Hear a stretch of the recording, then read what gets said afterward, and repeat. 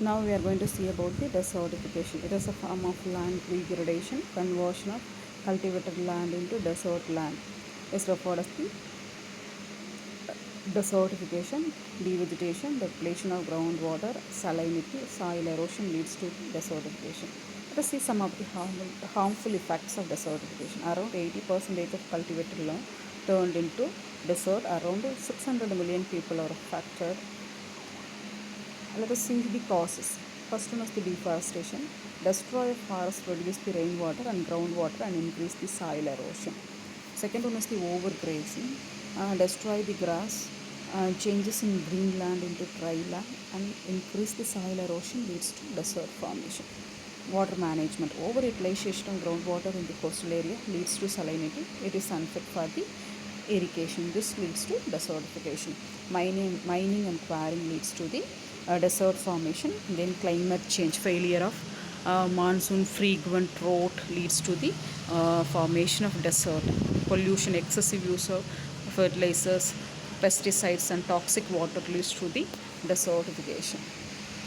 Now let us see landslide.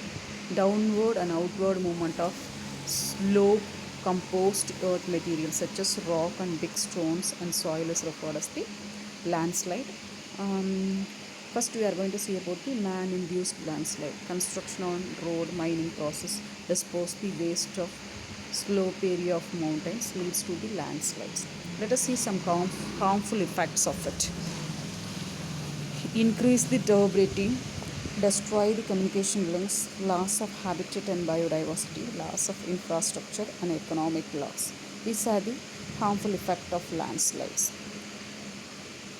Let us see the causes for it. Removal of vegetation, underground mining, transport in slope region, vibration leads to the landslide. In addition of weight, construction on slopes in the extra weight leads to the landslides.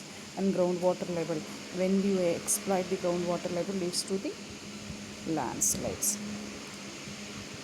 Now let us see what are the role of individual in conservation of natural resources. Natural resources is always required for future generation. We must understand an essential of natural resources. Due to advanced technology and population degrade the natural resources. Conservation of let us see how we can conserve the energy. Switch off fan and light when they are not in use. Use solar energy. Reduce LPG use. Avoid dryers. Use sunlight. Avoid AC. Grow trees near house. Use pressure cooker. Use bicycle. Avoid bikes. To conserve water, use minimum water in house. Avoid water leak in pipes, toilet. We use the soapy water. Use drip irrigation. Avoid water evaporation. Harvest rainwater. Next let us see conservation of soil.